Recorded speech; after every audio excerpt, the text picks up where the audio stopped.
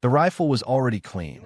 That was the first thing Commander Mitch Reeves noticed when he pushed open the door to the armory. The Barrett M82A1, all 32 pounds of it, was laid out in perfect sections across a worn canvas mat on the table. Bolt assembly separated, barrel inspected, feed mechanism cleared. The woman kneeling beside it hadn't looked up when he entered. She was running a bull brush through the chamber with the focused patience of someone who had done this 10,000 times and intended to do it 10,000 more. Reeves stopped in the doorway.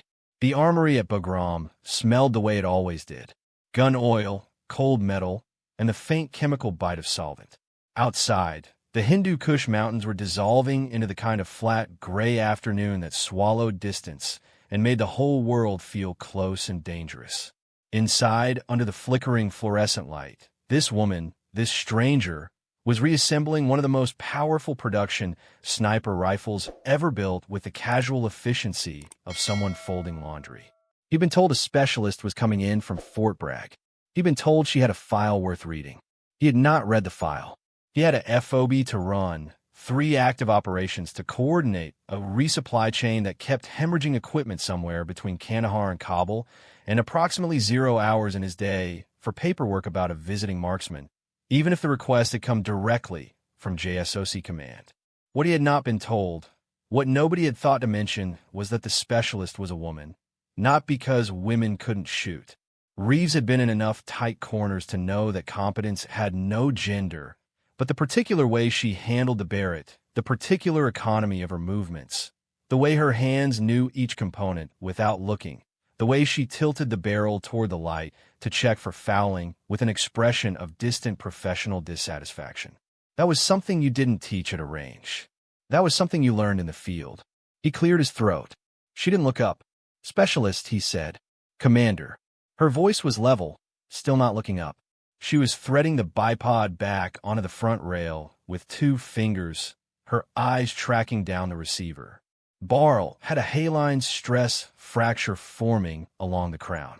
"Whoever did your last maintenance check missed it." She set it down and finally looked at him.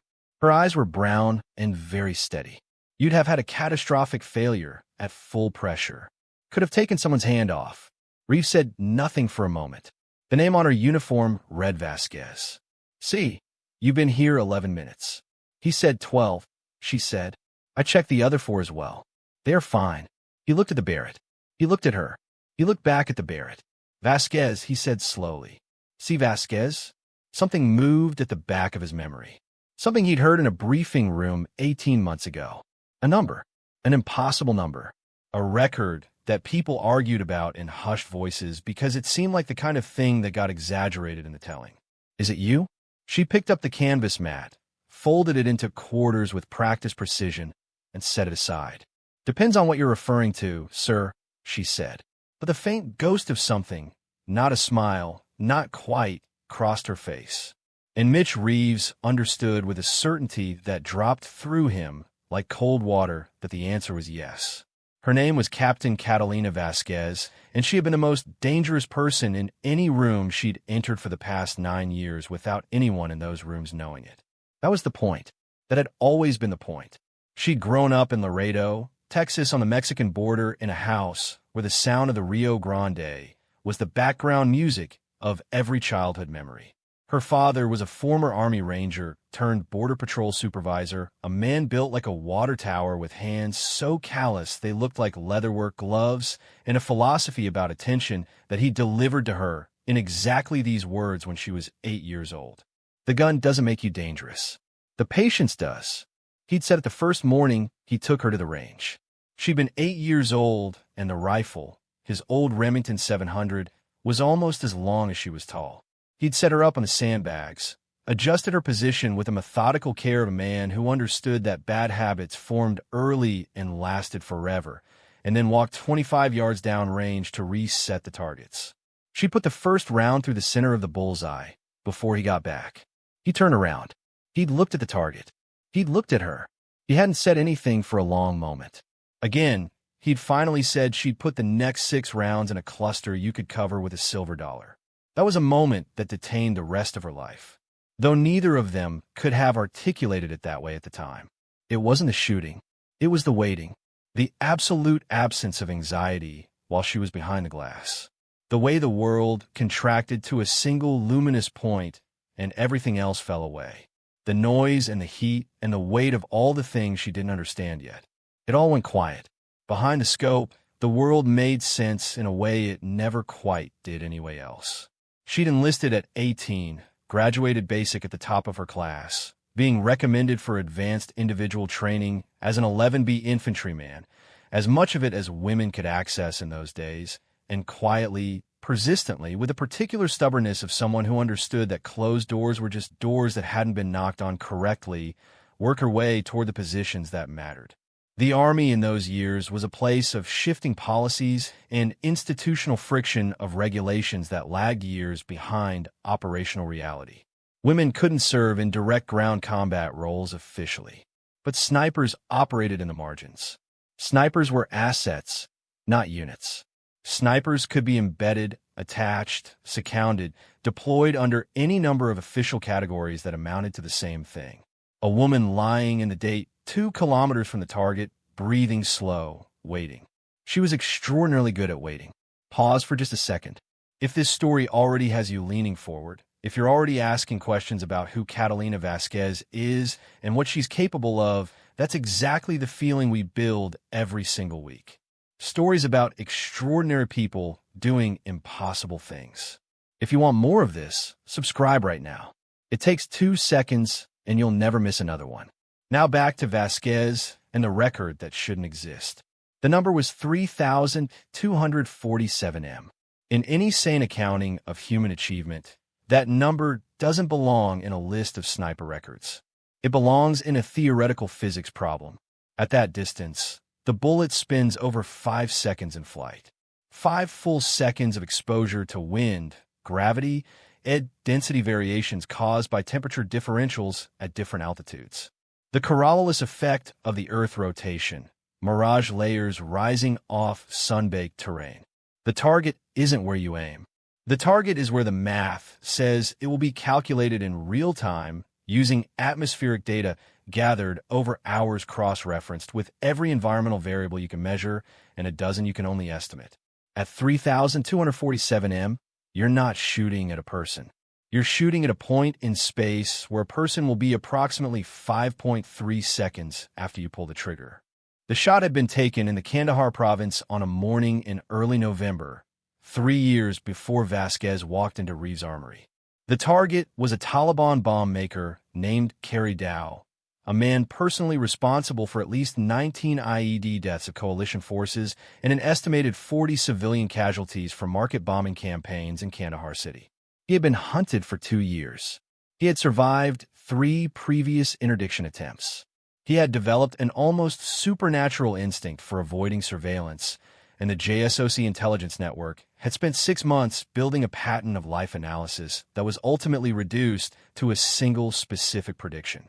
On the 7th day of November at approximately 0612 hours local time, Key-Dowd would be standing in the courtyard of a specific compound in a specific village for approximately 40 seconds while a vehicle was prepared for his morning movement. 40 seconds at 3,247 m in pre-dawn light with a 12-knot crosswind that had shifted direction twice in the preceding hour. Vasquez had been in position for 19 hours. She crawled into her hindsight under cover of darkness 2 nights prior, moving 3 kilometers across open terrain in 4 hours, slower than walking pace, keeping her thermal signature below detection threshold by controlling her body heat output through deliberate movement and periodic stillness. The ghillie suit she'd assembled herself over the preceding week, incorporating vegetation indigenous to the specific area, was so effectively constructed that at the debrief afterward, the surveillance drone operator who'd had eyes on the area admitted he couldn't find her in the footage even when he knew where to look. She'd been there right there. He just couldn't see her. That was the point. She spent 19 hours in that height. She did not eat. She did not sleep in any conventional sense. She cycled through micro-rest periods of 90 seconds each, a technique she developed over years of training that allowed partial cognitive recovery without full unconsciousness. She urinated twice into an absorbent pad, rather than shift her position. She tracked wind movement by observing grass stems through the scope every 7 minutes, logging the data in a pocket notebook with a pencil rather than a pen because ink froze. The temperature at 0400 hours was 11 below 0°C. At 0608, she called the first range confirmation to her spotter, a sergeant first class named James Cord Cadale, who had been lying 2 meters to her left for the same 19 hours, running the Kestrel atmospheric meter and managing their communication with a forward air controller who was monitoring the surveillance feed. EKIA is emerging from northern door. Cord said his voice in the EPS was barely above a whisper, which was unnecessary at this distance, but 19 hours of discipline didn't just turn off. Confirmed compound building Alpha Courtyard is active. Confirmed. Vasquez said she had been controlling her breathing for the past 30 minutes. Not consciously. By now, it was autonomic, a physiological state she could enter and sustain the way other people sustain concentration while reading. Heart rate at 52 beats per minute. Respiration at 4 breaths per minute. The world through the Schmidten bendoscope reduced to a rectangle of pale gray light. A mud brick courtyard wall. A dark doorway. A figure emerged. "Stand by," she said. The figure moved across the courtyard in no particular hurry. A man who believed he was safe, who had survived long enough to start feeling the specific dangerous comfort of a man who has escaped death too many times to fully credit the possibility of its arrival. He was speaking to someone inside the doorway. He gestured once, pointing back toward the building. He stopped. He was still. "Wind is 8 knots from the northwest. Shifting," Cord said quietly. "Temperature differential is higher than yesterday, at the 2000 M mark." Vasquez had already accounted for it. She breathed out, half out. The Crosh sat on a point in empty space, approximately 19 m to the right of where Carrie Dow was standing. She squeezed. The Barrett produced a sound like the world tearing slightly. The round A50 bung raw fuss, 211 Malawian kwaches, left the muzzle at 2,800-foot purse and began immediately obeying the laws of physics that Vasquez had spent 19 hours calculating. 5.3 seconds. Cord was watching through his spotting scope. The courtyard was empty. The figure was gone. The silence that followed was the particular silence of confirmation. The silence of something that should have been impossible having demonstrably occurred. "Strike," Cord said, not loudly, just the word confirmed. Vasquez spent 4 more hours in the hide before beginning her extraction, waiting to ensure no immediate response, no counter-surveillance sweep, no indication their position had been compromised. She lay in the frozen date for 4 more hours after the most precise shot in recorded human history and thought about nothing in particular. That was the record, 3,247 m. In the months that followed, the number existed in a peculiar institutional limbo. It had been witnessed, documented, and confirmed by multiple independent sources. The JSOC after-action report was classified at the highest level. The Army had a specific and nuanced relationship with the question of women in combat roles. And a female sniper holding the world's longest confirmed kill record was the kind of fact that could either transform policy or be quietly buried, depending on which way the political wind was blowing in any given week. The record was confirmed. It was also classified. Catalina Vasquez did not appear in any public database of sniper records. She received her commendation in a private ceremony with 9 people present. She was promoted to captain by a 2-star general who shook her hand and held eye contact for a long moment and said with what she suspected was genuine feeling. "The Army doesn't always get this right, but it got this right." She'd said, "Thank you, General," and thought, "Not yet, not quite." Because they confirmed the shot and classified it and promoted her and sent her back into the machinery of an institution that still wasn't entirely sure what to do with her. The next assignment was a training rotation, then an advisory role, then a staff position that made her want to climb the walls. She was 29 years old, and she was being managed. She applied for the Joint Special Operations Advisory position 18 months later, the one that brought her to Bagram, to this armory, to Commander Mitch Reeves' expression of slow realization as the number 3,247 reorganized itself in his memory. Reeves pulled the file that night. He read it twice. He sat at his desk in the command building with a cup of coffee going cold beside him and the fluorescent light humming overhead, and read every page of Catalina Vasquez's service record, which was both heavily redacted and still the most remarkable military file he'd encountered in 22 years of special operations work. There were gaps. Whole deployments reduced to dates without details. Operation names replaced with code designations that meant nothing without the corresponding classified appendices. But between the gaps in the fragments that had survived the classification process, a portrait emerged of a woman who had been doing extraordinary work in extraordinary circumstances and had been rewarded for it by being made systematically invisible. The 3,247 mesh shot was there, described in the full language of official military documentation, stripped of everything that would have made it comprehensible to a civilian reader. Target interdiction successfully executed at extended range under challenging atmospheric conditions. The report read, Specialist Vasquez demonstrated exceptional proficiency under operational stress.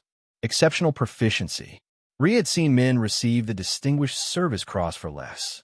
He read the psychological evaluation conducted after her third deployment. The evaluating officer had noted with what seemed like genuine clinical confusion that Vasquez showed remarkable emotional compartmentalize, which was the official language for the specific kind of psychological architecture you needed to do what she did to lie in the day for 19 hours and make the decision to send a round down range to live with the knowledge of what you were capable of and carry it as something ordinary, something professional, something that did not wake you at 0300 with the sound of a world tearing slightly. The evaluation concluded she was psychologically fit for continued operational duty. Reeves closed the file. He stayed at the wall for a moment. Then he opened it again and went back to the beginning. The next morning, she was at the range at 0530. He found her there when he arrived at 0545. Not because he planned to check on her, but because the range was on his route to the command building and he heard the reports. Not rapid fire. Not the controlled burst of someone zeroing a weapon. Single shots spaced exactly 90 seconds apart. He stopped at the observation line. She was shooting prone at a target set at 800 m, not the 3,247 m of the record, but still a distance that would have challenged most qualified snipers significantly. She was using a different rifle, a 21 Malawian Quachas PSR and 3,000 Win Mag, which she'd apparently sourced from the armory she'd already cleaned and inspected. She fired once, waited, fired again. After 5 shots, she stood up and walked down range to the target. He followed. The 5 rounds had gone through a single ragged hole, roughly the size of nickel. She looked at the target with the expression of a craftsman examining work that is adequate but not excellent. Wind's different from yesterday, she said without looking at whether he'd followed her. There's a valley effect from the ridge line to the northeast that changes the air movement at 600 to 800 m between 0530 and 0700. I need to recalibrate my whole data for this location. You just put 5 rounds through a nickel-sized hole at 800 m. Reeves said, the group's a centimeter high, she said.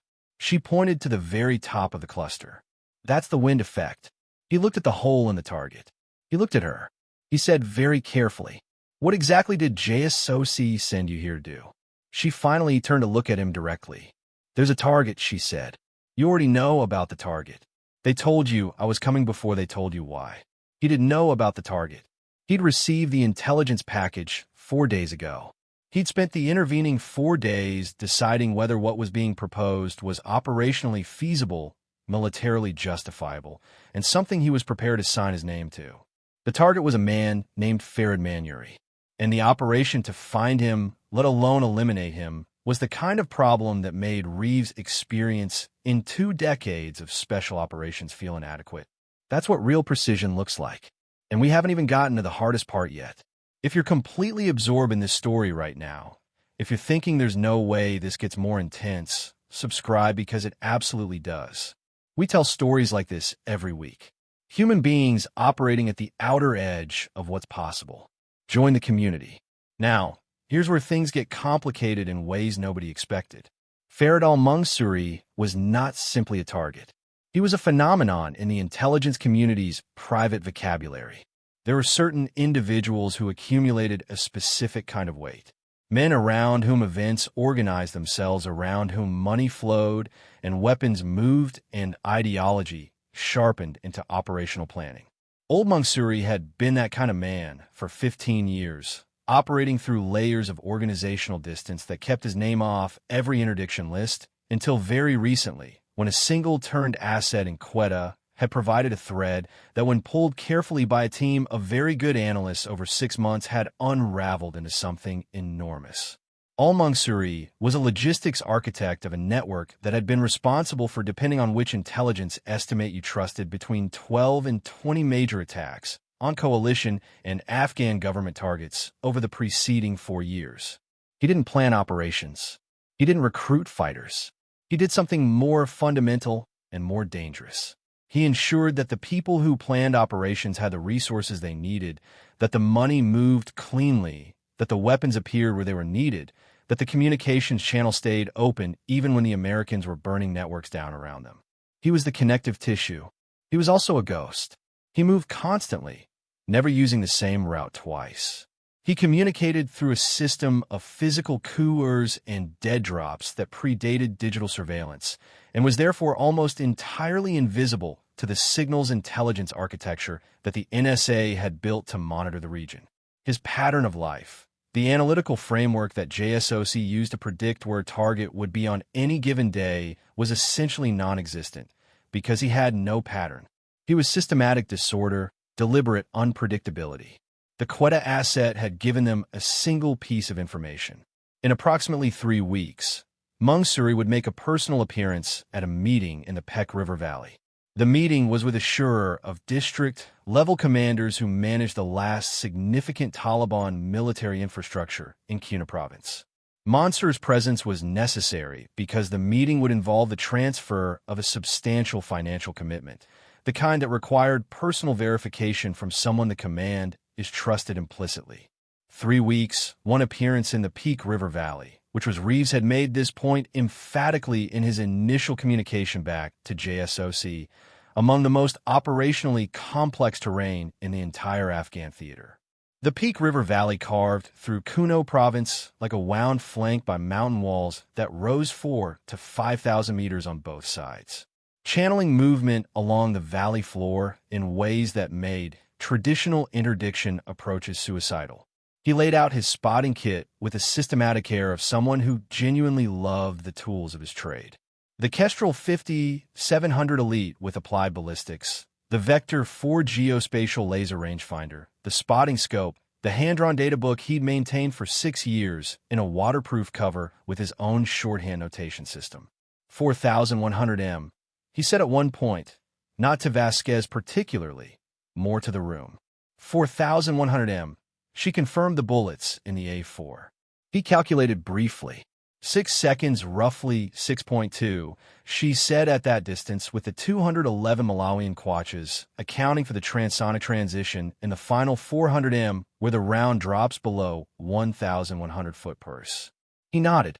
He processed this the way he processed everything she told him. Not with wonder, but with a pragmatic acceptance of a person who has learned to extend his sense of what's possible in specific directions. We'll need continuous Kestrel readings every 5 minutes for the last 6 hours. I'll build a rolling average and flag deviations above 4%. Above 3, she said. Above 3, he agreed. That was how they prepared for attempting the longest kill shot in history. Methodically, quietly, without drama. I had to stop and breathe at this part the first time I read the brief, the preparation, the weight of what's being attempted. Hey, if this level of human focus and precision is hitting you right now, if you're thinking about what it takes to be that calm under that kind of pressure, subscribe, because we live for these stories every week. Stories about people operating at the absolute limit of human capability. You're going to want to see how this ends. Let's continue. They moved out at 2,200 hours on a moonless night. The darkness was complete in the way that mountain darkness is complete. Not merely the absence of light, but the presence of something else, something dense and directionless that swallowed sound and distance and turned the world into a tactile problem.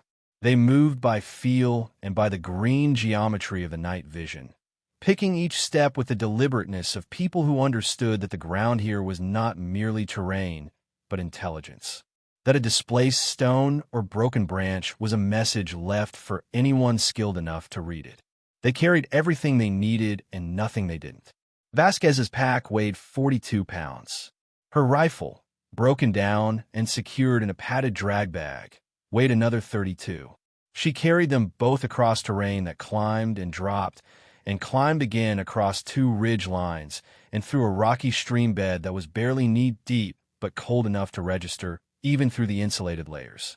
Cord moved 2M behind her, maintaining interval, watching her pace and matching it exactly. They didn't speak. The route had been planned to avoid 3 specific villages along the northern valley slope. Villages that the intelligence package identified as having population sympathetic to the Taliban presence in the area. Not hostile necessarily, but communities where a stranger with a heavy pack in the mountains at night would be noticed and discussed, and where that discussion might reach the wrong ears before morning. At 0130, they crested the first significant ridge line, and Vasquez stopped. She knelt. She held up a closed-fist universal signal. Cord froze. She pointed 300 m below them on the trail that their planned route would have intersected in approximately 40 minutes. A fire, not a camp, a single cooking fire, burning small and contained with 2 figures visible around it. Not military, not organized, but there. She consulted the topographic map briefly, tracing alternate routes with a finger in the green light. She indicated a course correction 40 degrees north, adding approximately 800 m to their route. Cord looked at the course correction, looked at the fire, looked at her, gave a single nod. They adjusted. They arrived at the hide site at 0547, 3 hours and 23 minutes before first light. Enough time to construct the hide properly before dawn made them visible to any observation posts on the southern slopes. The position was everything the intelligence imagery had suggested. The ridgeal line ended in a natural rock formation, a cluster of boulders that had been split by some geological event and left a gap at ground level roughly 2 m wide that looked northeast along the valley toward the compound. The natural depression in front of the gap gave a shooter lying prone an excellent sight line without requiring any profile above the surrounding rock. The compound through the spotting scope was identifiable at 4,100 m, small but resolvable into component structures in the clean morning light. Vasquez lay down. She spent 40 minutes constructing the hide's forward edge, layering vegetation cut from the immediate surroundings to break the outline of the rifle barrel, arranging loose rock to create shooting support without building anything that would look constructed from above. She worked in silence and with unhurried precision. And when she was finished, even Cord lying 2 m to her right couldn't immediately locate the position of the barrel muzzle when he looked in from the side. Then they waited. The first day passed slowly, which is to say it passed the way days always passed in hide operations. In the particular compressed, expanded time of sustained alertness, where individual minutes felt long and entire hours disappeared without clear demarcation, Vasquez cycled through her rest periods. Cord took kestrel readings and logged them. They ate cold rations at 1400 and communicated exclusively by touch signal for the next 6 hours because of Taliban foot patrol. 3 men moving northward along the ridge, approximately 600 m below their position, was within potential air. The patrol passed without incident. That night was colder than the first. The temperature dropped to 14 below Celsius by 0200, and Vasquez became aware of it in the way you become aware of cold, when you cannot move to generate heat as a steady erosion. A patient wearing away of the body's reserves. She controlled her breathing, controlled her metabolic state, drank small amounts of water at intervals, and waited. The second day, at 0930, Cord touched her arm once. A specific touch signal. Activity of the compound. Through the scope, the compound was active. Vehicles arriving. Movement in the courtyard. Early. She sub-vocalized, barely moving her lips. Cord consulted the intelligence timeline. He held up 2 fingers. 2 hours before the expected meeting time. Vasquez recalibrated, updated her atmospheric data from the morning kestrel readings. The valley thermals were forming. She could see them in the heat shimmer developing over the south-facing slopes, and they were building earlier than the models had predicted, not dangerously, but differently. She began running adjustments. At 1100, a vehicle she didn't recognize arrived at the compound from the west. It sat in the courtyard for 8 minutes, then left. This was not in the intelligence package. She logged it.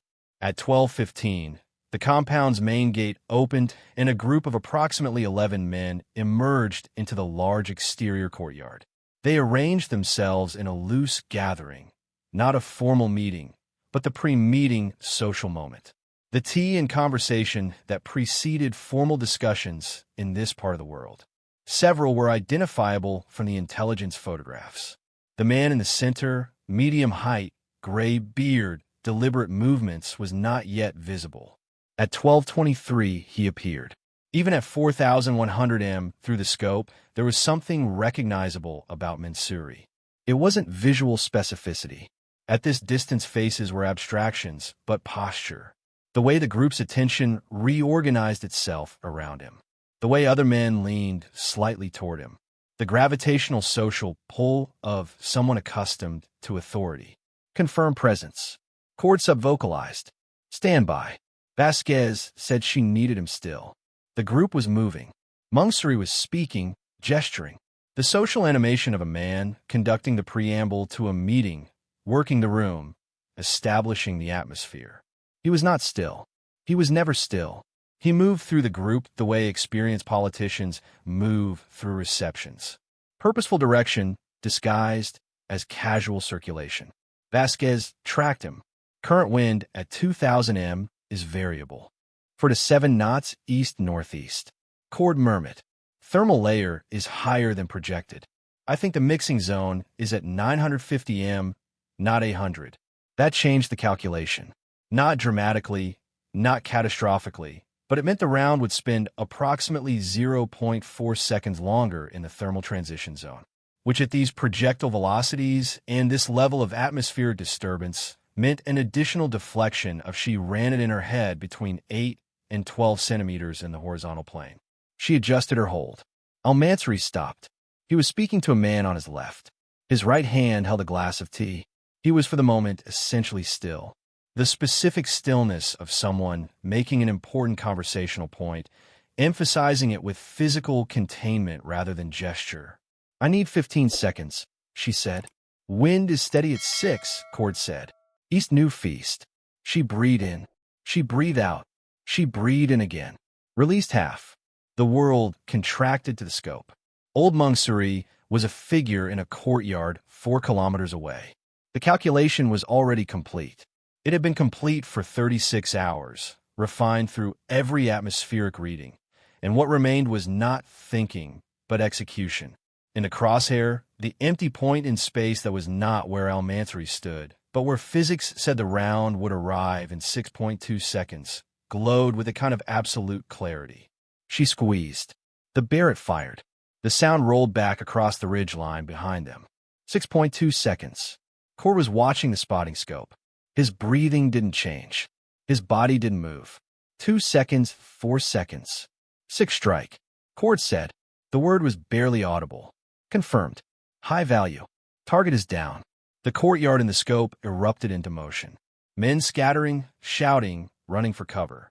But the motion was a motion of confusion and fear, not counterfire. They didn't know where the shot had come from. At 4,100 m, the sound of the muzzle blast had arrived from a direction they couldn't identify. Distorted by the valley walls, arriving a full 3 seconds after the impact, Vasquez lowered her head, pressed her forehead against the cold stock.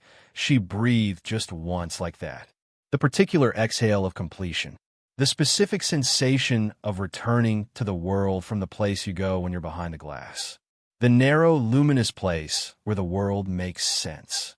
Contracting back to full human dimension with all its noise and weight and complexity. She was back. We hold for 2 hours. She said, Agreed, said Cod. They extracted without contact. The route back was longer than the route in. The post-mission protocol required 3 hours of deliberate evasion, following a pattern designed to mislead any tracker attempting to backtrack from the firing position. They moved through the afternoon and into the early evening, descending off the ridge through terrain that was treacherous in the fading light, and arrived at the extraction point, a dry stream bed 6 kilometers from Bagram Ram. At 2,147 hours, the helicopter was on time. When they loaded, the crew chief looked at Vasquez's gear and said nothing. Cord collapsed into the jump seat and was asleep before they cleared the ridge. Vasquez sat with her back against the A-frame and watched the mountains through the open door, the enormous dark shapes of them against a sky that had just enough stars to define their edges. And thought about the courtyard, thought about old Mansouri, about the network he'd built and the damage it had done, about the 19 coalition soldiers whose deaths could be traced through careful intelligence work to operations his logistics had enabled, about the 4 tomb Afghan civilians whose lives had ended in market bombings as funding had supported, about whether the mathematics of it balanced. She had never been certain it did. She had been certain and remained certain that the calculation was justified, that the specific harm prevented by the elimination of one particular man in one particular courtyard outweighed the specific harm cost. She was not in the certainty business. She was in the calculation business. The calculation said yes. She trusted the calculation, but she also knew, had known for 9 years, since the first time she'd made a similar calculation in a similar hide in a different country, that trusting the calculation and making peace with it were different things. That the woman who made the shot and the woman who lived with the shot were both her, and that they didn't always agree. She watched the mountains until the helicopter dropped below the ridge line and they disappeared. The after-action brief was 2 days later. Reeves conducted it himself with Patel and the JSOC liaison officer, a colonel named Hartwell, who had flown in from Bagram the morning after the operation with a particular contained excitement of a senior officer who has witnessed something historically unprecedented and is processing the implications. The shot was confirmed at 4,127 m. Preliminary range estimation had been 4,100, but the survey distance proved slightly greater. 4,127 m. In a measured history of long-range sniper engagement, nothing remotely comparable existed. The previous record, which Vasquez herself held, had been shattered by nearly 900 m. Hartwell sat across the table from her and said, "Captain, I want you to understand the significance of what you've achieved." Vasquez said, "With respect, sir, Cord's atmospheric readings with a technical foundation. Without accurate data in the pre-shot window, the calculation doesn't work. Sergeant Cordell will receive appropriate recognition," Hartwell said. "But Captain, what we did, she said, was necessary." The correction was gentle. It was also absolute. Hartwell looked at her for a moment. He nodded. "What you both did?" "Yes." She looked at the surveyed distance on the report in front of her, 4,127 m. She thought about the 900 m beyond the previous record. The 900 m of air through which a round had traveled, decelerating, being pushed, and pulled by forces she'd calculated for 36 hours in the frozen dark, arriving within 18 centimeters of the predicted impact point. She thought about her father, his hands on the old Remington, his voice when she was 8 years old. The gun doesn't make you dangerous. The patience does. She thought, yes, that's right. That's humanity at its finest, and at its most conflicted, the calculation and the conscience. If you're feeling the weight of this story right now, if you're sitting with the complexity of what Vasquez carries, subscribe. Because we don't just tell action stories, we tell human stories. The kind that stay with you. And this one, we're not done yet. What happens when the record gets out? That changes everything. Let's continue. The record got out not through official channels, not through a leak in the classified system, not through a journalist with a source inside JSOC, not through any of the conventional intelligence failure pathways that the security apparatus had procedures for managing. It got out the way most things got out in military communities, through the particular informal network of people who knew people who'd been there, who spoke in careful circumlocations at bars and on phone calls and at reunions, who communicated information that was technically classified through a social transmission system that no classification level could fully contain. 6 weeks after the operation, a name appeared on a jihadist forum. Not Vasquez's name that remained protected, but a description: a female American sniper, Peak River Valley, a shot of unprecedented range that had killed Farid Manuri. The account was fragmentary and inaccurate in several details, but the core of it, the fact, was essentially correct. The Taliban's intelligence apparatus was limited, but it existed. And in that apparatus, someone began asking questions. Reeves received the threat assessment on a Tuesday morning. He read it in the same way he'd read Vasquez's file, carefully twice, with a growing awareness of a man who understands that a situation he thought was resolved has just reopened in a new and more complicated form. The assessment compiled by the DA's Afghanistan desk was concise and specific. A Taliban commander in Kuna province, a man named Khaled Azam, who had been at the meeting when Mansouri was killed, who had in fact survived the chaos of the aftermath and extracted the organizational intelligence from the dead man's associates before withdrawing, had made a decision. He wanted to shoot her, not just identified, not just monitored.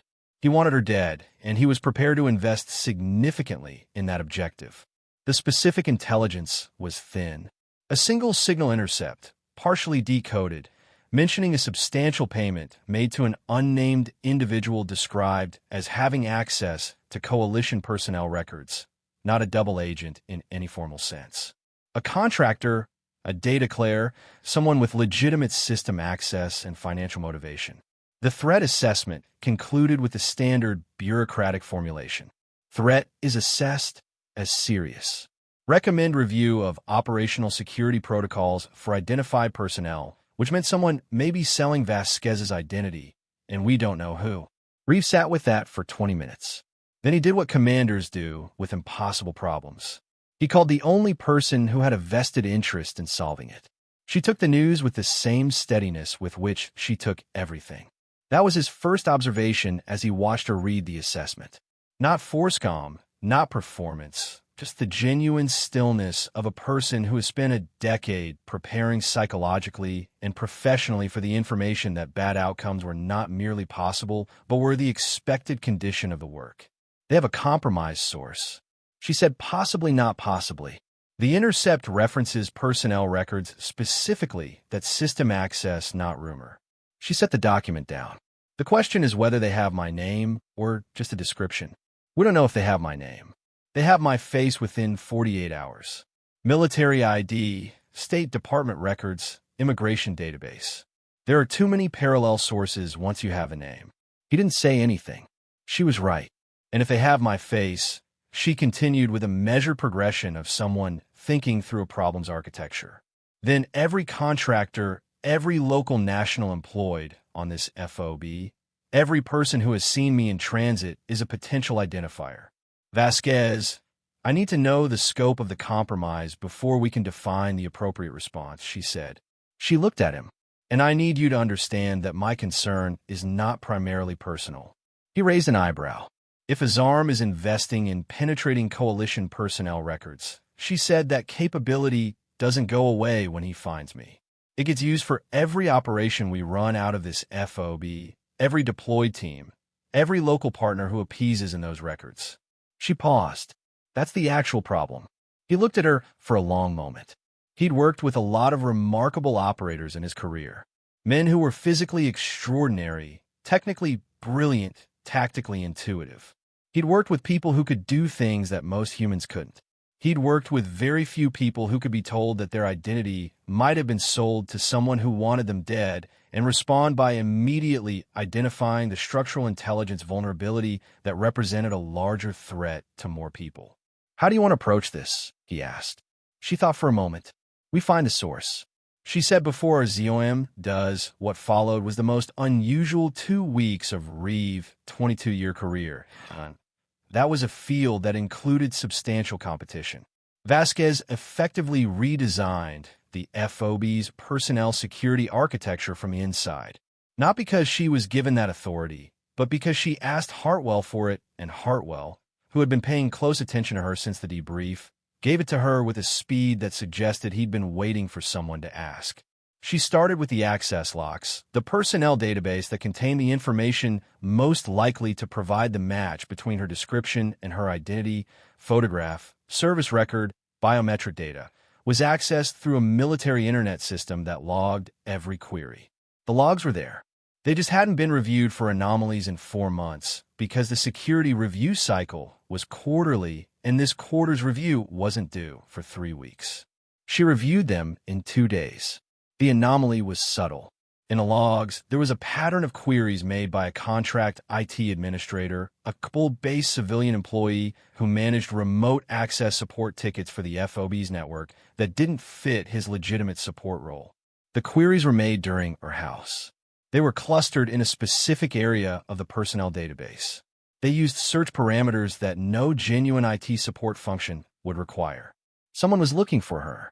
The contract IT administrator's name was Rahim. He was 26 years old, cabally with 4 years of employment history with a contracting firm, excellent performance reviews, and a sick mother whose care bills had tripled in the past 6 months. She presented the analysis to Reeves and Hartwell on a Thursday afternoon with the same flat professional delivery she'd used to present the Peak Valley firing solution. "That's your source," she said, "or the access point. He may not know what he's looking for or why. He may simply be extracting data and passing it to someone else who does the analysis. We can't move on him without alerting whoever he's working for." Patel said she'd long since abandoned her skepticism about Vasquez, replacing it with a kind of careful professional weariness that Reeves found more appropriate and also slightly ominous. "We don't move on him," Vasquez said. "We feed him." The room was quiet. "We create a record," she said, "in the personnel database, a complete identity, photograph, service record, biometric profile, someone plausible but not real. Biographical details that can be tracked if they surface in external intelligence reporting. We let Rahim find it. We wait to see where it goes." "A honey trap," Patel said. "For intelligence." Vasquez said, "Yes, if the false identity surfaces in Taliban intelligence reporting, it tells us 2 things. It confirms Rahim is the transmission point, and it gives us visibility into the intelligence handling chain on the other end." Hartwell looked at the analysis. He looked at Vasquez. He said with what seemed like genuine wonder, "You understand this isn't what snipers do." "With respect, sir," she said, "I do what the operation requires." The false identity was a Captain Sarah Donnelly of Tulsa, Oklahoma. Her photograph was of a real Army officer stationed in Germany who had consented after a careful explanation of the operational purpose to have her image used. The biographical details were constructed to be specific enough to seem authentic, but to contain subtle traceable markers, references to units that had been stood down, deployment records that didn't quite align with publicly available information, a home address that was actually a monitored postal box. Rahim found a record on his 7th or query session. Vasquez was watching the access logs in real time when it happened. She saw the query hit. She saw the specific fields accessed. Photograph, full name, physical description, most recent deployment. She logged the timestamp 0212 hours local time. "He found it," she told Cord, who was the only other person she'd trusted with the technical details of the operation. "Now we wait," Cord said. "Now we wait," she agreed. She was good at waiting. 8 days later, a signals intelligence intercept from a collection platform monitoring communications in Cuna province flagged a message that referenced a female American officer named Donnelly. The intercept was fragmentary, a partial transmission, partially decoded, but it was enough. The false identity had surfaced in Taliban communications, which meant Rahim was their man, which meant the transmission chain was active, which meant that Colored Azam was now hunting a ghost, and which meant Vasquez had thought this through before presenting it to Hartwell, because she thought everything through, that the false identity could continue serving operational purposes for as long as AZ was investing resources in the hunt. Resources spent chasing a non-existent American sniper in Germany were resources not being spent on anything else. She becomes an ongoing operation, Vasquez told Hartwell. Captain Donnelly continues to exist in the system. Rahim continues to access the record and presumably reports its contents. Ozum's network spends time, money, and operational attention on someone who doesn't exist. And Raheem, Hartwell asked. Raheem stays in place and is monitored. Every query he makes tells us something about what R is looking for. He's more valuable as an unwitting intelligence source than he is in custody. Hartwell approved the operation.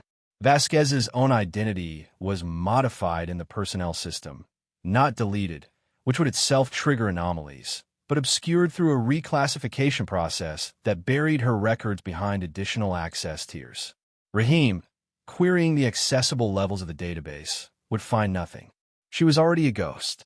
She'd been practicing for years. Wait, did you catch that? She didn't just survive the threat. She turned it into an intelligence operation. If your mind is genuinely reeling right now, subscribe, because this is the level of storytelling we commit to every single week. True stories, real people, stakes that don't stop at the action sequence. And we're almost at the end of this one. And trust me, the final piece of this story is the part that makes everything else land differently. Here we go. She left Bagram on a gray December morning, 6 months after she arrived. The transfer orders were routine on paper, a rotation back to Fort Bragg, a new assignment in the Special Operations Advisory Structure, the ordinary bureaucratic movement of a military career. But on the morning of her departure, Ree walked her to the flight line himself. It was something he didn't do for most personnel rotations, and she noticed. They stood beside the C-130 on the ramp while her gear was loaded. The Hindu Kush was showing its winter face. The peaks buried in cloud, the light flat and gray and cold. The air smelled of jet fuel and high-altitude cold. The Donnelly operation is running cleanly. She said, I know.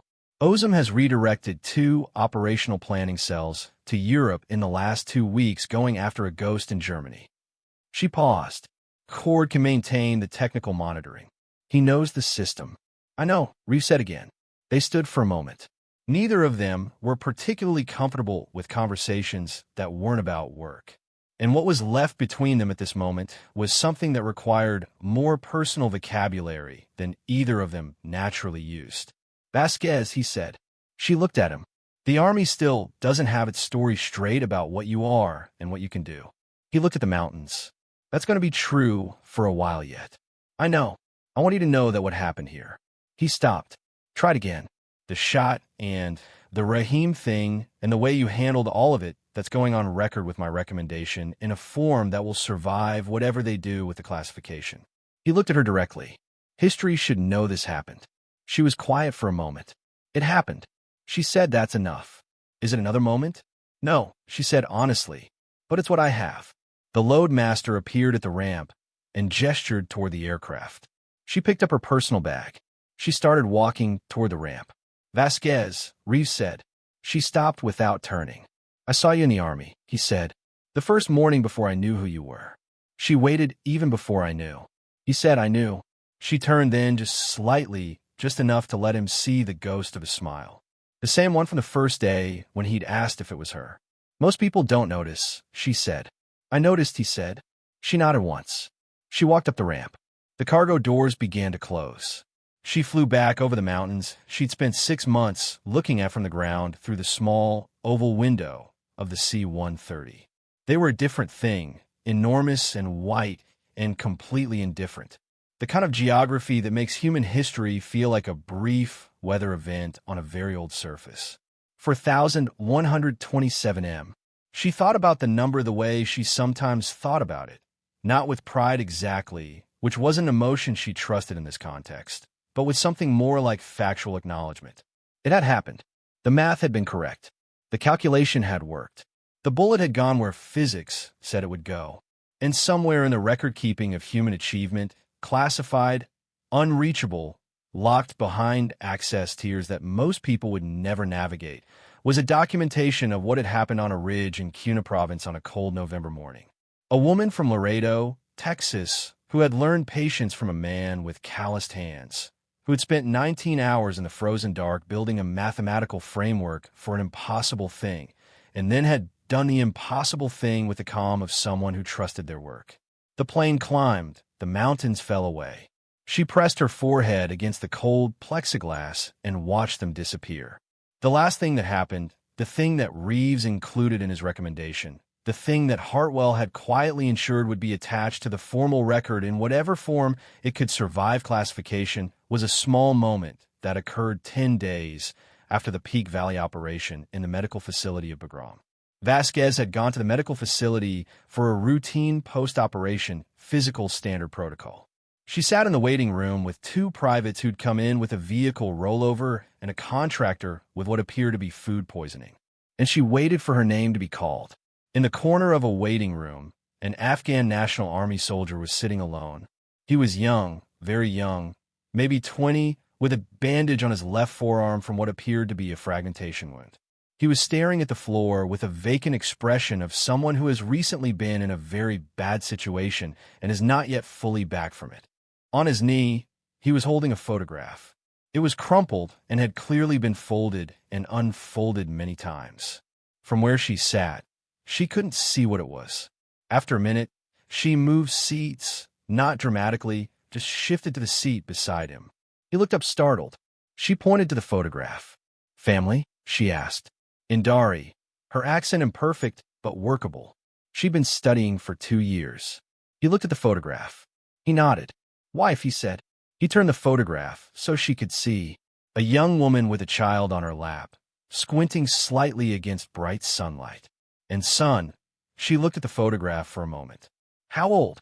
she asked. "1 year," he said. He held up a single finger for emphasis. And as he did, something moved in his face. The fracture line of emotion that opens when a young soldier in a waiting room thinks about a 1-year-old child in a bright photograph. His jaw tightened. She sat with him while he held the photograph. She didn't say anything else. There wasn't anything to say. She just sat there. The woman who made a shot at 4,127 meters with a calm of pure mathematics, sitting beside a 20-year-old soldier who was holding a crumpled photograph of the reason he was still trying and waited until his name was called. When he stood up, he folded the photograph carefully and put it back in his chest pocket. He looked at her. "Thank you," he said in English. She nodded once. He walked through the door. She sat in the waiting room under the fluorescent light and thought about her father in Laredo, about the old Remington, about the Sunday mornings on the range when the world contracted to a perfect luminous point and made sense. She thought about patience, about how it wasn't the absence of feeling. It was the discipline to hold your feelings still long enough to do the thing that needed to be done. The gun doesn't make you dangerous. Her father had said the patience does. She'd spent 9 years building a career on the first half of that truth. The professional truth, the operational truth, the truth that produced records and confirmed kills and classified commendations. But sitting in that waiting room on a gray December morning in a medical facility that smelled of antiseptic and burnt coffee, watching a young soldier carry his crumpled photograph through a door, she thought that maybe the patience her father had been talking about was larger than she'd understood at 8.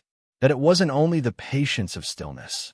It was also the patience of presence, of sitting beside someone who was holding something fragile, of not needing to fill the silence with anything other than the simple fact of being there. The gun doesn't make you dangerous. She sat with that. She was very good at sitting with things. The name Catalina Vasquez does not appear in public records of military achievement. The number 4127M does not appear in any acknowledged list of long-range engagements.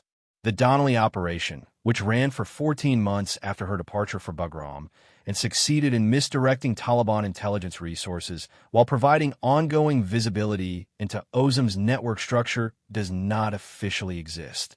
Kedem was killed in a drone strike in 2019. The intelligence that enabled targeting of his specific location was never publicly attributed. The young ANA soldier in the waiting room, his name is not known. The photograph survived. Somewhere, presumably, a 1-year-old child in a bright photograph grew up.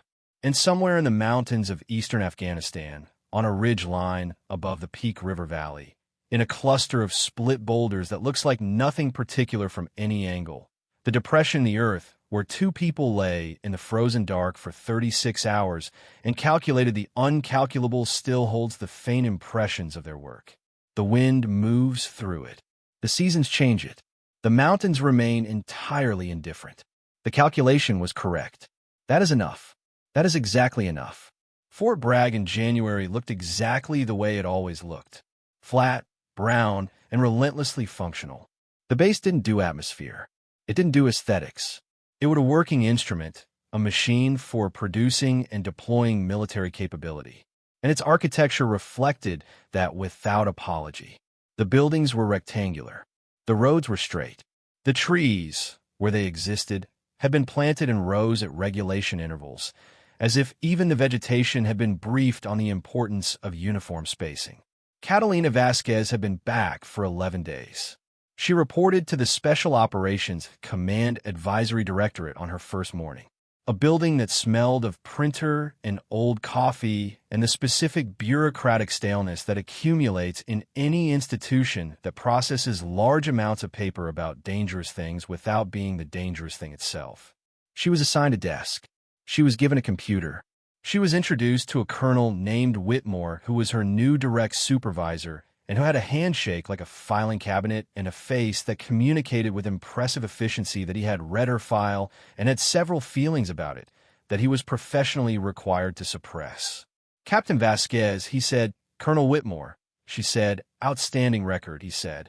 Thank you, sir. Complex record, he added. She waited.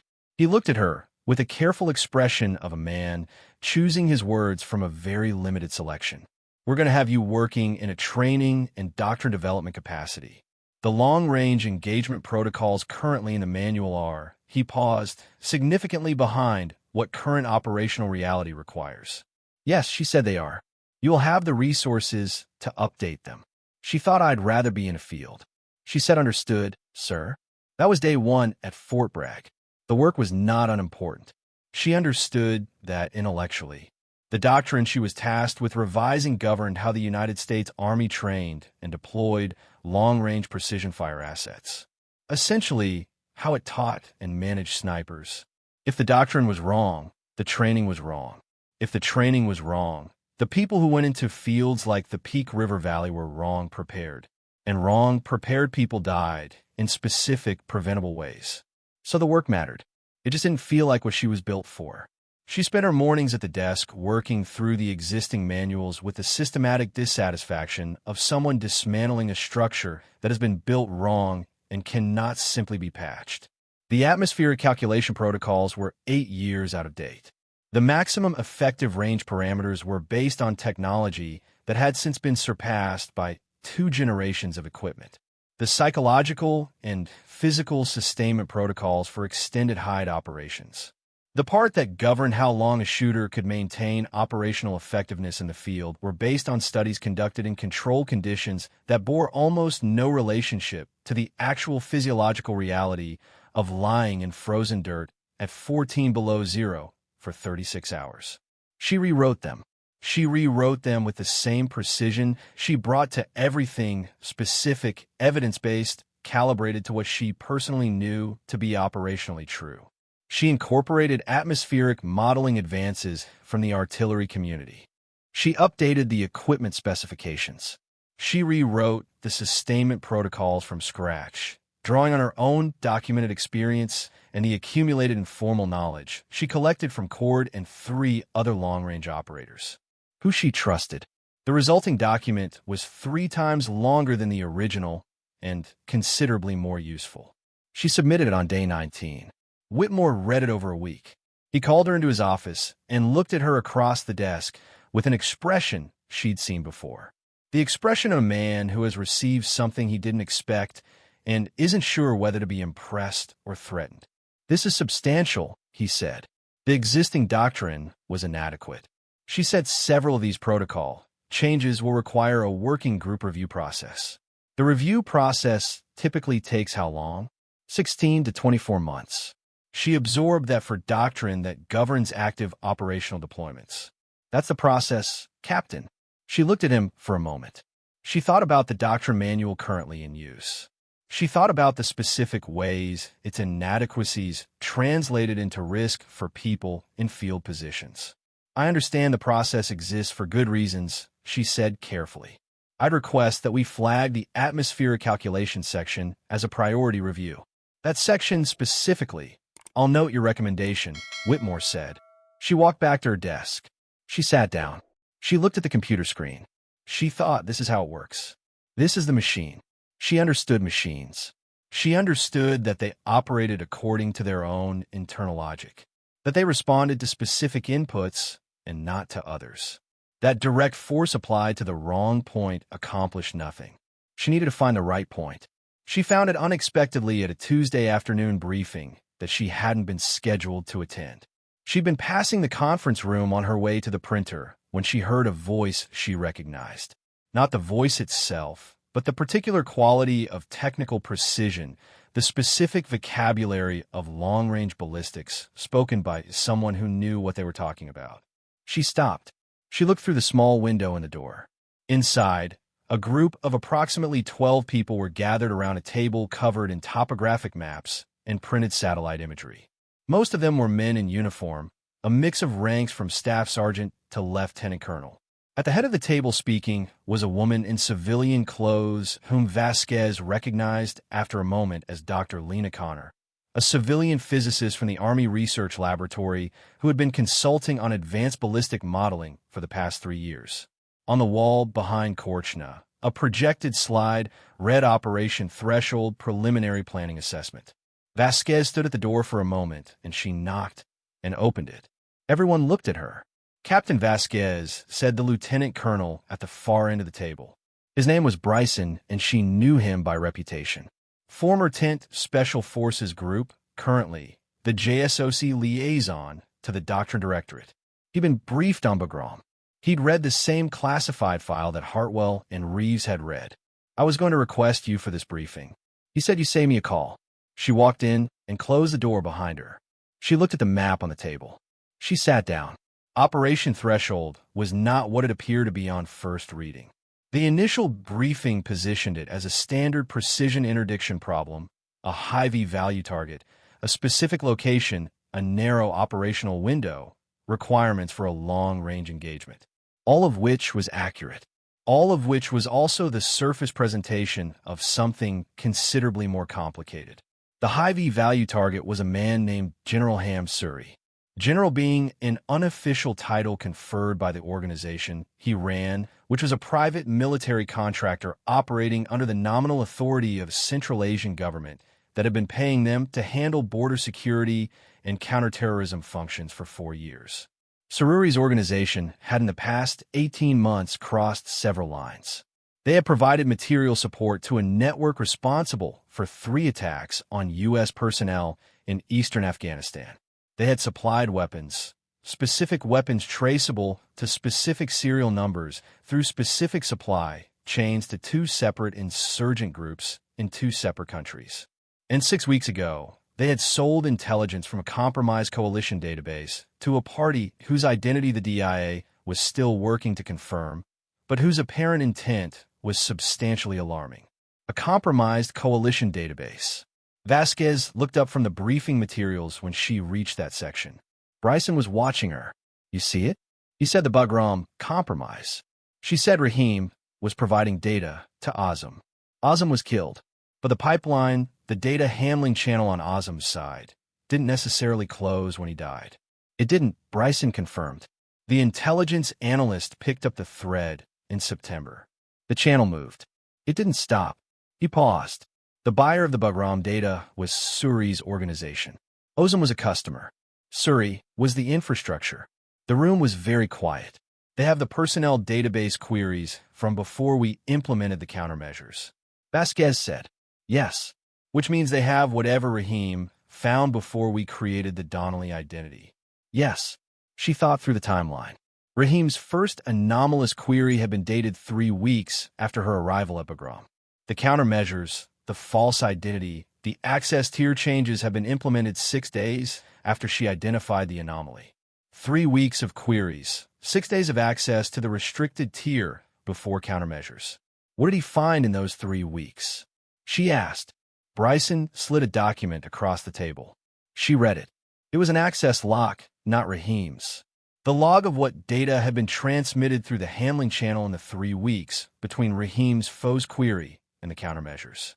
The data included her name, her photograph, her last confirmed duty station, her approximate physical description, not enough for a full identification, not a home address, not biometric data, not the full service record, but enough.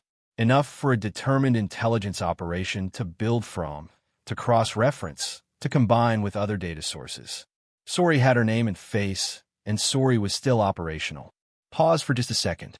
You thought the threat was over. You thought our Zom's death closed the loop. So did she? If your stomach just dropped, subscribe right now, because this is exactly what we do. We don't give you the easy version. We give you the true version with all the weight actually carries. Stories that demand your full attention.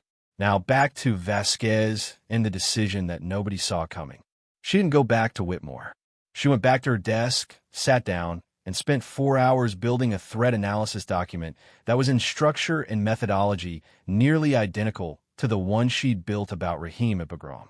Precise, evidence-based, organized around what was known and what was inferable from what was known. Suri's organization had her partial identity. They had, as far as the intelligence community could determine, not yet acted on it.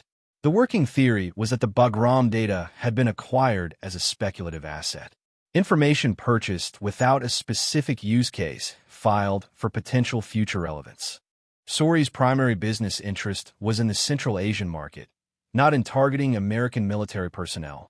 He was a contractor, not an ideologue.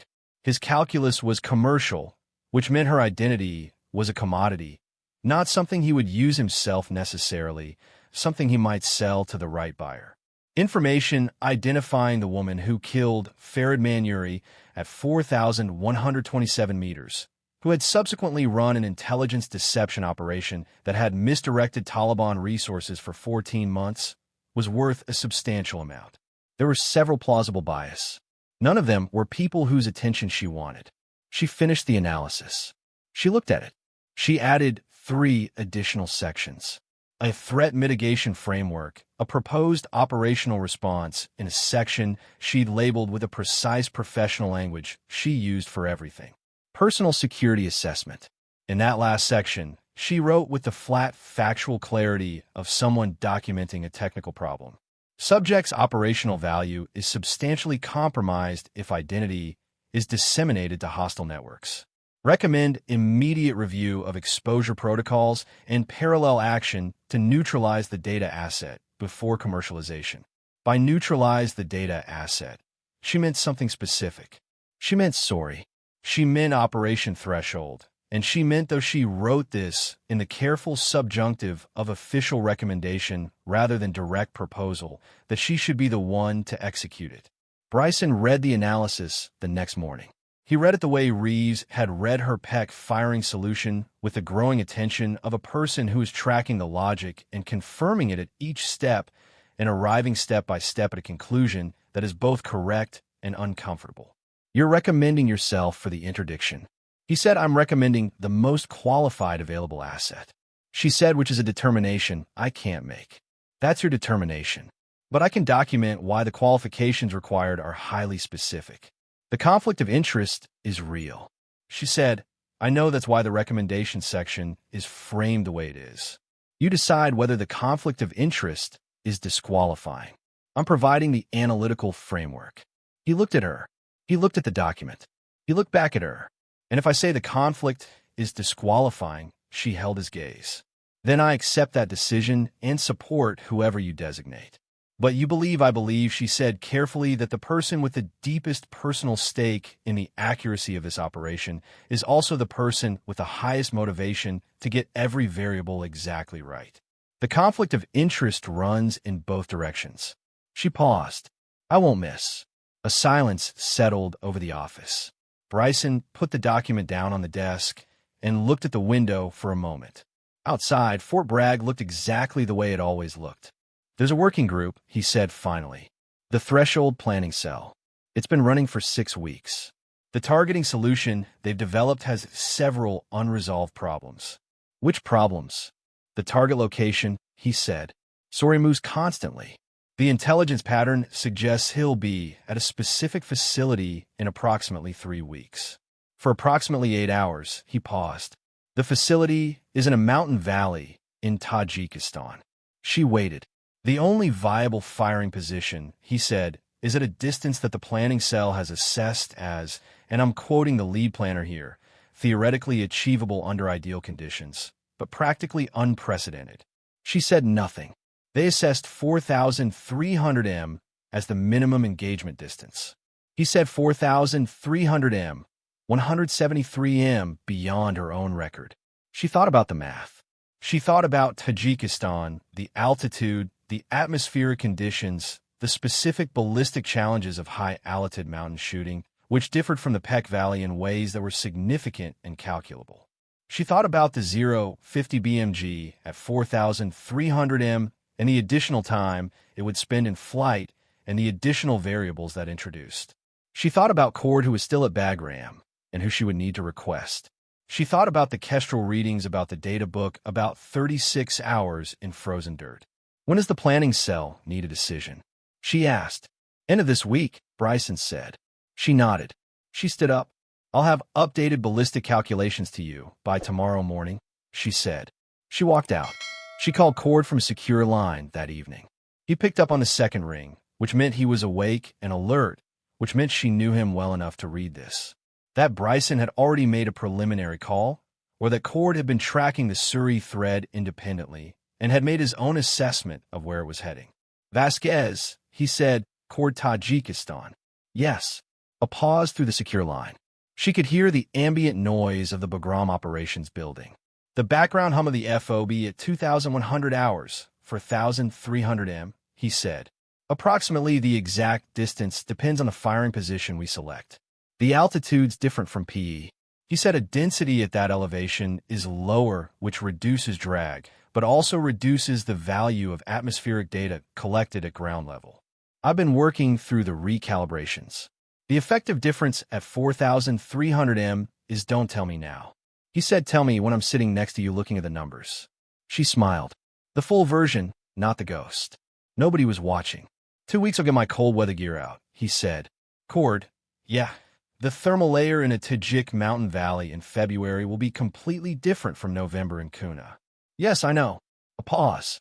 I'll update the atmosphere protocols above 3% deviation, she said. Above 3, he confirmed. And she could hear in his voice the specific quality of a person who has worked alongside someone long enough that the shorthand is automatic, that the shared operational vocabulary is as natural as breathing. See you in 2 weeks, she said. Don't get shot before then, he said. She hung up. She sat for a moment in her office in the building that smelled of printer toner and old coffee and thought about the number 4,300 and what it meant in terms of physics and time and patience, and everything her father had ever told her. Then she opened her ballistic calculation software and started working. The Tajikistan briefing was classified at the highest level. The planning cell convened in a secure facility 17 days after Vasquez's conversation with Bryson. Present were Bryson, 2 representatives from the Diaz targeting cell, a technical analyst from the Army Research Laboratory, Korchner, who'd been working on the atmospheric modeling, and Vasquez and Cord, who had arrived from Bagram 3 days prior and had spent those 3 days doing exactly what they always did before operation, reviewing the intelligence, studying the terrain, running the calculations, arguing methodically about which atmospheric variables were most likely to war's problems. The Sur-Uri intelligence package had sharpened in the intervening weeks.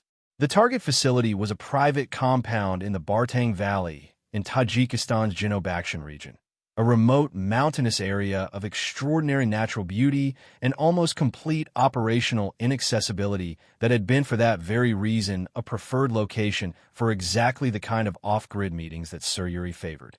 The compound was his personal property, held through a series of shell companies that the DIA had spent 4 months tracing. It was where he went when he wanted to be unreachable.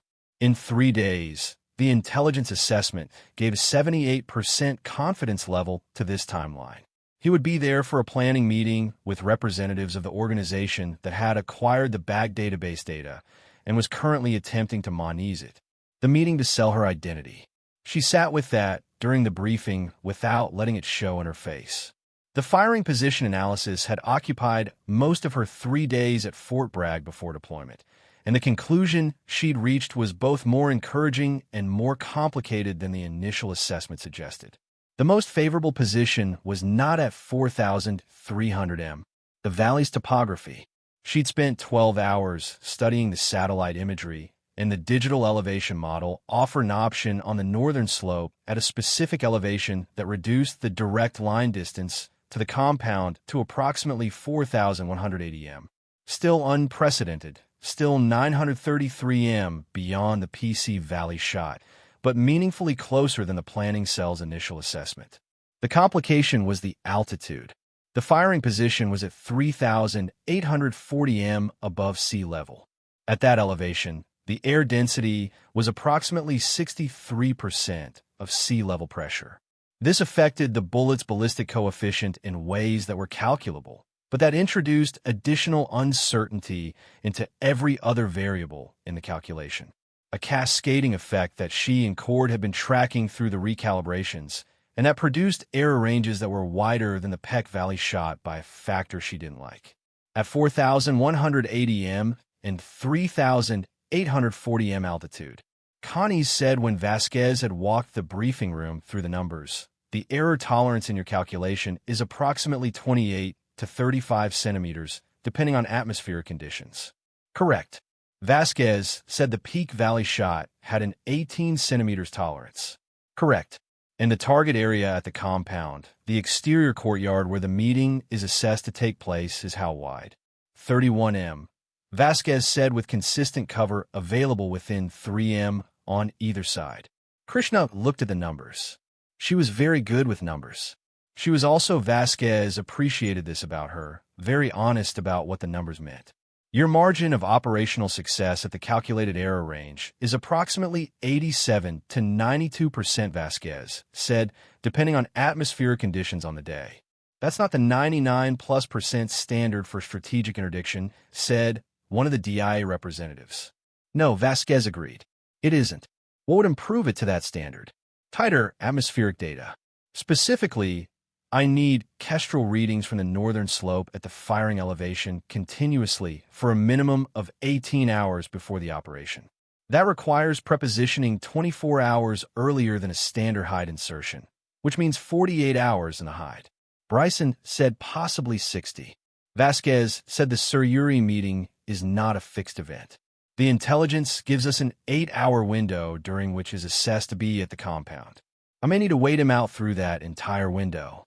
60 hours in the height at 3,840 m altitude in February. Bryson said, yes, she said. The room was quiet.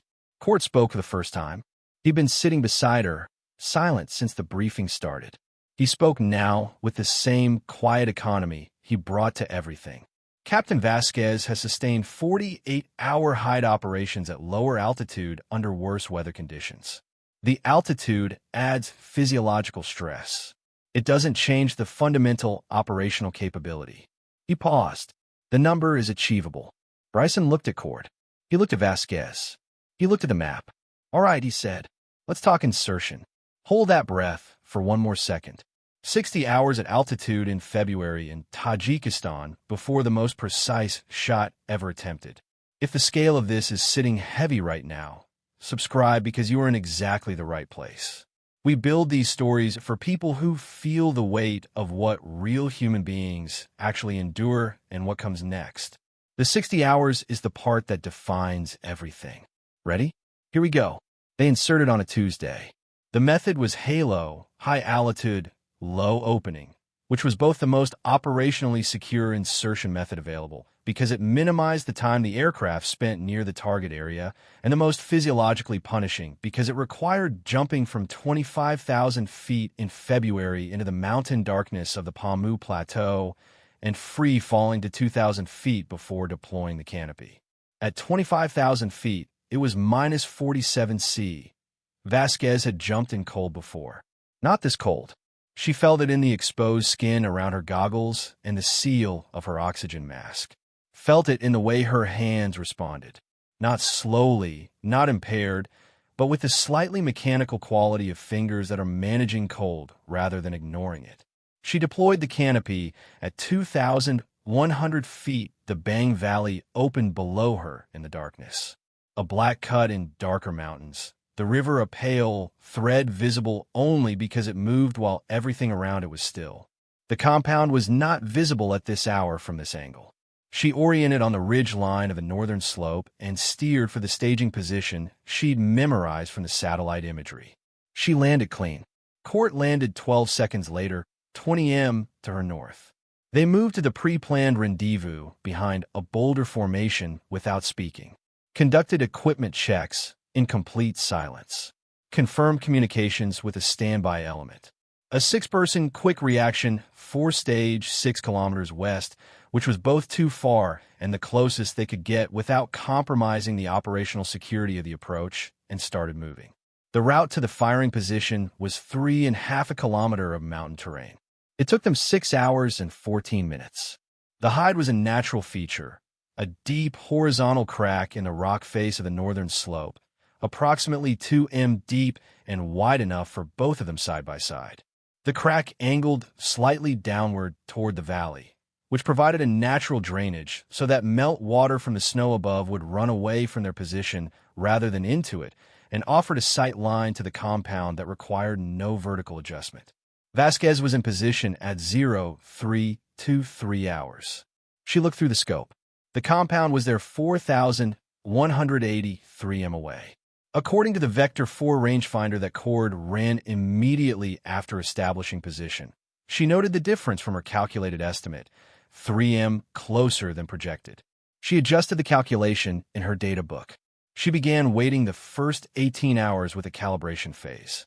Cord ran kestrel readings every 5 minutes, logging wind speed, wind direction, temperature, humidity, and barometric pressure in the continuous rolling data stream they discussed at Fort Bragg. At this altitude in February, the atmospheric conditions had a specific character. The air was extraordinarily clear, which was operationally favorable for optics, but also meant that temperature differentials between sunlit and shaded areas of the slope produced sharp, local thermal effects that wouldn't average out in the data the way they did at lower elevations. There was a thermal bubble that formed over the south-facing wall of the compound itself. The sun hitting the stone, warming the immediate air layer above it that was going to deflect around in the final 100 m. She'd modeled it. She incorporated it. At 0900 on the second day, 30 hours into the hide, the compound showed the first signs of the anticipated activity. Vehicles arriving from the south, gate opening and closing the particular organized movement of a facility preparing for guests. Vasquez observed without expression activity consistent with pre-meeting preparation. Cord said quietly. Noted, at 1100, a vehicle she identified from the intelligence package as Sururi's primary transport arrived. It sat in the courtyard for 11 minutes. No one emerged. Cord checked the kestrel. Wind is steady at 7 northeast.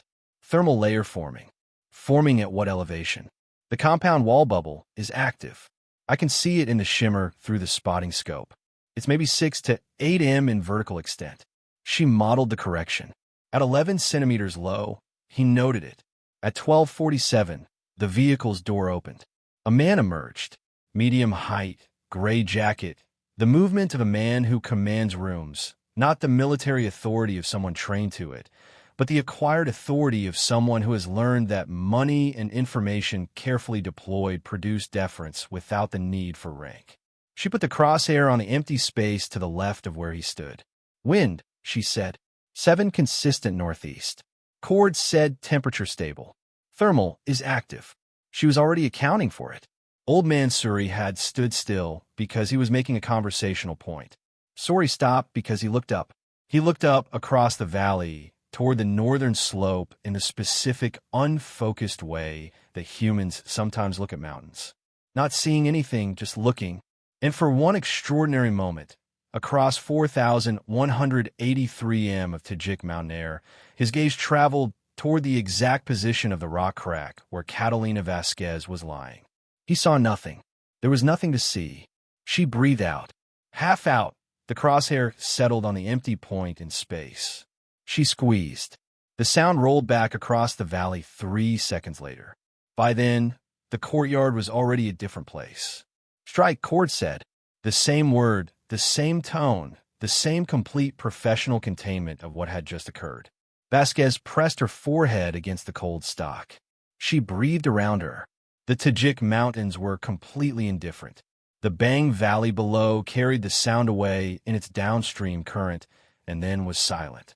The sky was the specific brilliant blue of high-altitude winter, hard and clear and without compromise. 6.4 seconds, she thought. The bullet had been in the air for 6.4 seconds. She had waited 47 hours and 23 minutes for those 6.4 seconds. They held the hide for 3 more hours. Standard protocol, absolute discipline. At 1,621 hours, she gave the signal to begin withdrawal. They packed the hide with a methodical completeness of people who understood that what you left behind told a story. When they were finished, there was nothing left in the rock crack except the faint warmth of 2 bodies which the February air would erase in minutes. They moved. The extraction was clean. The QF, who had been monitoring on standby for 51 hours, had the helicopter on the ground at the LZ in 11 minutes. Vasquez loaded in silence. Cord loaded beside her in silence. The helicopter lifted. Tajikistan fell away below them. The enormous mountain country, the valley, the compound, all of it shrinking to geography, to the abstract topographic scale at which human events became invisible. She didn't press her forehead to the window this time. She looked forward at the horizon, at the specific brightness of the sky at altitude. She thought about the 4,183 m and the 6.4 seconds and the 11 centimeters low correction for the thermal bubble and the 63% air density and the 47 hours and 23 minutes of waiting. She thought about the database record that Sir Yuri had purchased, the photograph of her face and the partial service record, and the information that had been commodified and would have been sold and could have ended things. Not just for her, but for the people whose names appeared near hairs in those records. The people whose deployment histories and operational associations could be traced and targeted and turned into the specific kind of intelligence that got other people killed. She thought about Cord sitting next to her, with his eyes closed and his data book in his chest pocket, already asleep, in the way that people with extraordinary patience and extraordinary discipline could sleep completely immediately without transition. She thought about her father's hands, about patience, about how many different forms it took. The after-action brief was conducted at a facility that she was never told the name of in a city. She could narrow to 3 possibilities from the flight time and direction, but had no confirmation of. Present were Bryson Connor, the DIA representatives, and a woman she hadn't met before, a senior executive service civilian from the Office of the Secretary of Defense, whose name she was told once and who gave no indication of remembering it herself. The civilian woman had read the file, the whole file, all of it. Bagram, the Peak Valley, Rahim, Donnelly, the threat assessment, the Tajikistan firing solution.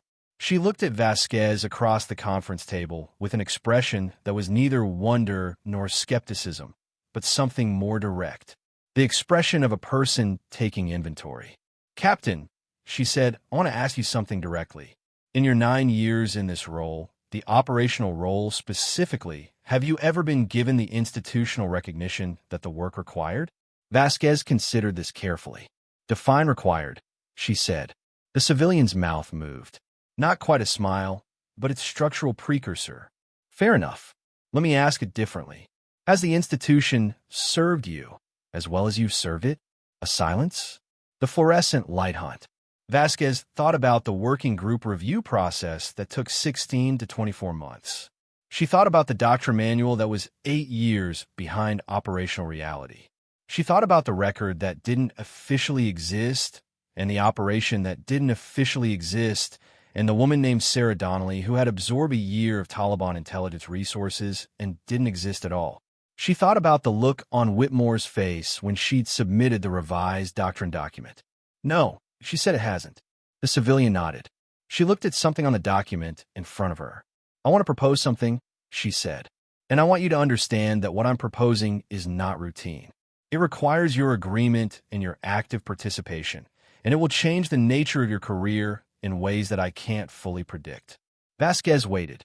"The Army," the civilian said, needs to acknowledge what you've done, not in a classified file that 3 people can access in a form that changes how this institution understands what women in combat-adjacent roles are capable of. The record at Peak Valley, the record in Tajikistan, pending confirmation, the Donnelly intelligence operation. She paused. We want to declassify elements of your record carefully, selectively in a way that protects operational security while establishing historical precedent. The room was quiet. There will be friction, the civilian continued. The institution is not uniformly ready for this conversation. There are people who will find a way to argue about it. There are people who will need the mathematics of what you've done explained to them in terms that don't leave room for alternative interpretation. She looked at Vasquez directly. We want you to help us make that argument. Not from behind a scope, from in front of a room. Vasquez absorbed this. She thought about her father's philosophy, about the patience of presence, about the difference between the patience of stillness, lying in frozen dirt for 47 hours, and the patience of staying in rooms where you are unwanted and making the argument anyway, with evidence, with precision, with the particular stubbornness of someone who understands that closed doors are just doors that haven't been knocked on correctly. She thought about the ANA soldier in the Bagram waiting room, about the crumpled photograph, about the 1-year-old child. She thought about the doctor manual that was 8 years out of date and the 16 to 24-month review process and the people in the field who were using protocols calibrated to equipment and conditions that no longer existed. How long does it take? She asked. The declassification process 8 to 12 months. Making the institutional argument. That takes longer. The civilian looked at her steadily. It takes as long as it takes. Vasquez thought. I'm in the patience business. What do you need from me? She asked. That's the kind of human spirit that restores your faith, isn't it? She could have said no. She could have gone back to her desk and her doctor manuals and the quiet work of classified career. Instead, she said, what do you need from me? If that landed for you, subscribe because we're in the business of finding the people who chose the harder, right over the easy quiet every week, every video. Now, here's where the story comes full circle in a way you didn't see coming. The process took 14 months, not 8, not 12, 14. Because institutional change, real change, the kind that altered the architecture of a system rather than painting over its surface, moved at a pace that was indistinguishable from geological time, if you were the person pushing. Vasquez pushed. She briefed. She testified. She sat in rooms with generals and policy advisors and congressional staffers and presented her case with the same methodology she brought to firing solutions. Specific, evidence-based, calibrated to the audience with contingency plans for every predictable objection. And the objections came.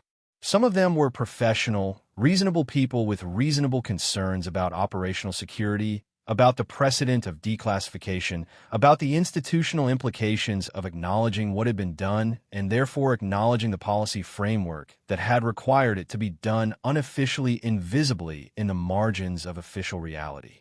Some of them were less reasonable.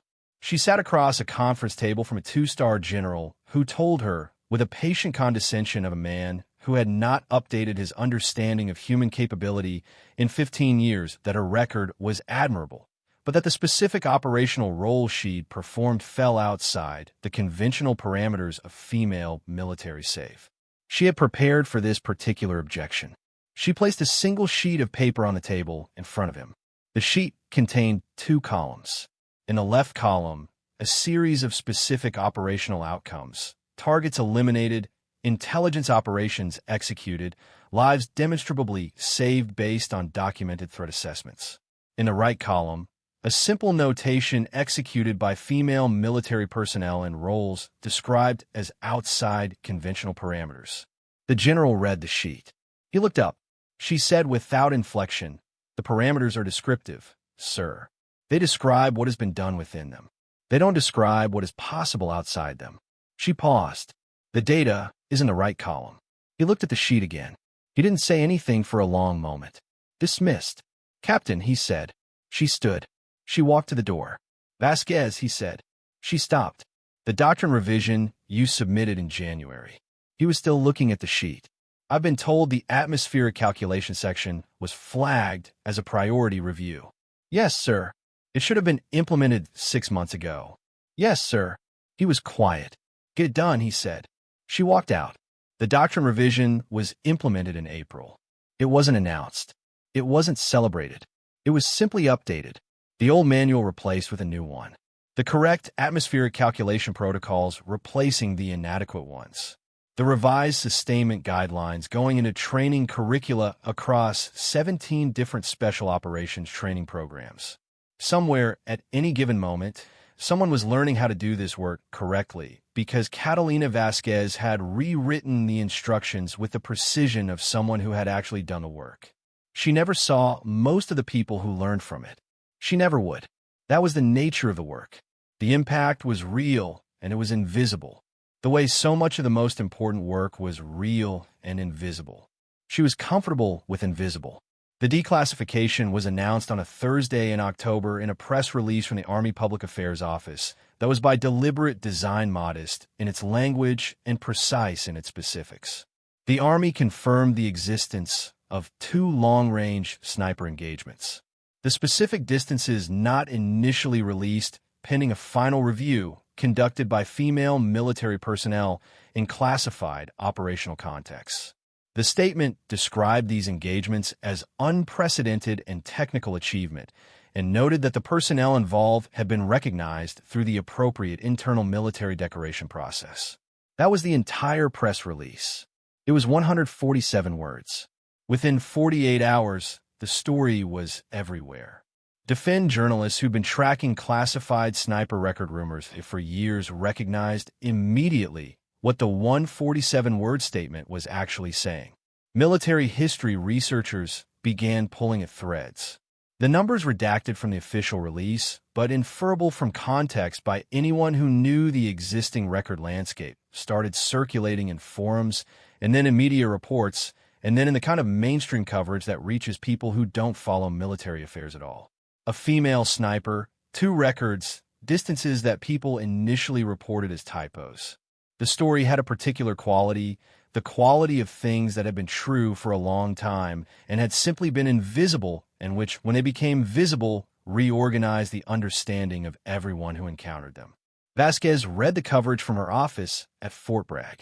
She had the same flat expression she brought to everything. Cord called her that afternoon. "You're famous." He said they redacted the distances. "They'll get it right eventually." The atmospheric calculation methodology was more important than the distances. She said a pause. "You know," he said, "most people would at least briefly enjoy the recognition." She thought about it. "I'm enjoying it." "You don't sound like it." "I'm enjoying it internally," she said in a methodical way. He laughed.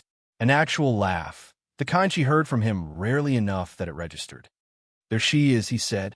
The letter arrived 6 weeks after the press release. It was a handwritten note on paper, so thick and cream-colored that it had the specific weight of something that had been written by someone who believed that the medium of a message was part of its content. The return address was a San Antonio, Texas zip code that she didn't immediately recognize. She opened it. The handwriting was a man's handwriting. She could tell from the letter forms the particular angular pressure of someone who'd been taught to write by a generation that treated penmanship as a practical skill rather than an artistic one. "Captain Vasquez, my name is Robert Dean. I served as a ranger in the 75th Regiment between 1987 and 1994. My son, Specialist Marcus Dean, was killed by an IED in Kandahar in September 2019. The device was connected to a bomb-making network that your intelligence team's work helped dismantle. I only recently learned this. I don't know if you're allowed to confirm it or if the connection I've made is accurate, but I read the coverage about your service, and I did the research I could do. And what I found led me to believe that you were there, that you were part of the work that found those people. I'm writing to say thank you. I know this probably seems inadequate.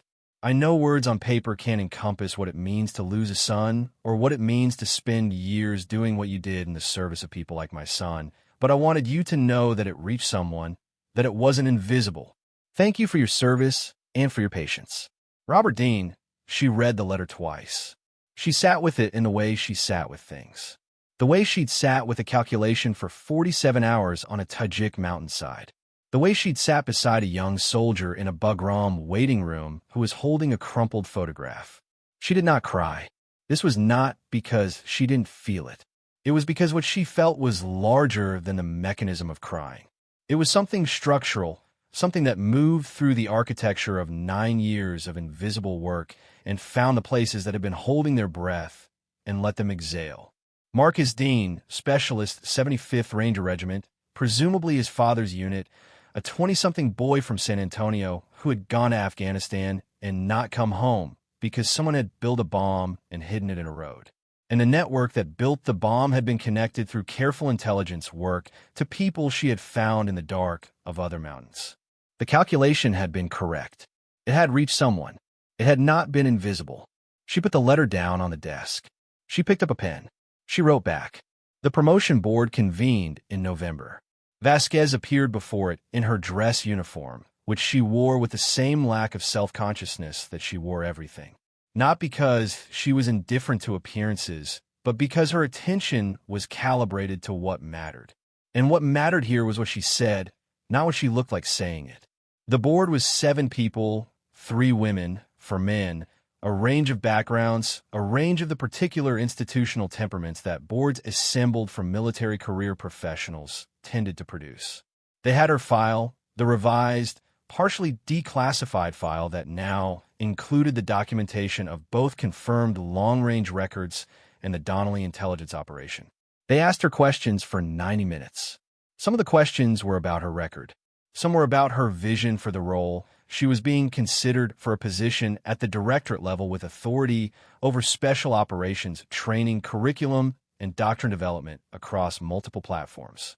Some were about leadership philosophy, which was the category of question where the expected answers were so well established that the only interesting thing was to ignore the expected answers entirely and say what you actually believed.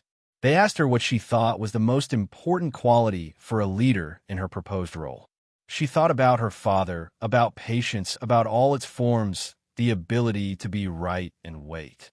She said, not passively, not quietly, but with the understanding that the work of changing an institution is a long-range problem, and long-range problems require exactly the same thing as long-range shooting. She paused. You do the calculation, you trust the math, and then you wait the 47 hours in the frozen dark that it takes for the moment to arrive. She looked at the board, and when it arrives, you don't miss. The board member at the far left, a brigadier general with the face of someone who had heard 1,000 promotion board answers and was accustomed to finding them all interchangeable, looked at her for a long moment. No, he said quietly, almost to himself. I imagine you don't. Stories like this remind us what we're capable of, don't they? Not just on the ridge, not just behind the scope, but in the room, in the process. In the 14 months of pushing against a wall that doesn't want to move. If this story touched something in you, subscribe because this is what we do here every single week. Stories about people who showed up fully to the work regardless of whether the world was ready for them. You're part of that community now. Don't miss the next one. She was promoted to major on a Friday morning in December. The ceremony was in a conference room at Fort Bragg, appropriately without drama, with a small group that included Bryson Cordu, had flown in from his new assignment in Virginia, and the civilian woman from the OSD meeting whose name Vasquez still thought of as simply the civilian because in her memory that meeting was the one where the architecture of everything changed. The general who pinned the oak leaf on her collar was not the 2-star who had told her that her work fell outside conventional parameters. That general had retired in July. The general who pinned the oak leaf was a woman. 3 stars, a career in signals, intelligence, and special operations advisory roles that had produced a service record that the institution had also taken its time fully acknowledging. She pinned the oak leaf with both hands the way it was done, the specific deliberate double-handed gesture of military formality, and held Vasquez's gaze for a moment. The record stands, she said quietly. Not for the room, just for the 2 of them. Records are exceeded, Vasquez said. The general's expression shifted by something very small. The specific shift of a person who has just heard a response that is exactly right. Yes, she said they are. The last thing that happened, the thing that Vasquez would carry forward, not as an operational data point, but as something more permanent, more structural, happened that evening. She was in the parking lot of the building where the ceremony had been held in the December dark, and she called her father in Laredo. He picked up on the third ring. Cater, he said he was the only person who called her that. He'd always been the only person who called her that. Hi, Dad. How'd it go? Well, she said it went well. A pause through the phone. She could hear the Laredo sounds, the specific ambient quality of the border city at night, the traffic, the distant sound of the river she'd grown up beside. Your mother wants to know when you're coming home, he said. Soon, she said. After the new year. Good. Another pause. I read the article. Which one? The first one. The big one. He was quiet for a moment. I didn't know the distances, he said. I knew you were good. I didn't know. He stopped. She waited. Your mother cried, he said. I know, she said. She texted me. I didn't cry, he said. I know, Dad. I thought about it. She smiled in the parking lot in the December dark alone. 1,800 M from Laurie Dew. That's okay. I thought about that first morning at the range. He said, when you were 8. Me too. She said, I didn't know then. He paused. I thought I was just teaching you to shoot. You were, she said. And the other thing, the patience. The patience. She agreed. He was quiet for a long moment. When he spoke again, his voice had the specific quality of a man trying to fit something large into words that weren't quite large enough. I'm proud of you, Cater, he said. She stood in the parking lot in the dark and the cold and felt the weight of 9 years of invisible work of frozen dirt and 47-hour hides and conference tables and doctor manuals and letters from San Antonio and crumpled photographs. Felt it all. Let be. I know, Dad. She said, I know. Somewhere in the mountains of Tajikistan, a rock crack in a northern slope holds nothing. The wind moves through it. The seasons change it. 4,183 m and 6.4 seconds and 11 centimeters low for a thermal bubble over your south-facing compound wall. Somewhere in Fort Bragg, a doctrine manual contains the correct atmospheric calculation protocols tested by the specific person who proved they were correct in conditions that would have disqualified most human beings from attempting the calculation at all. Somewhere in San Antonio, a father keeps a letter.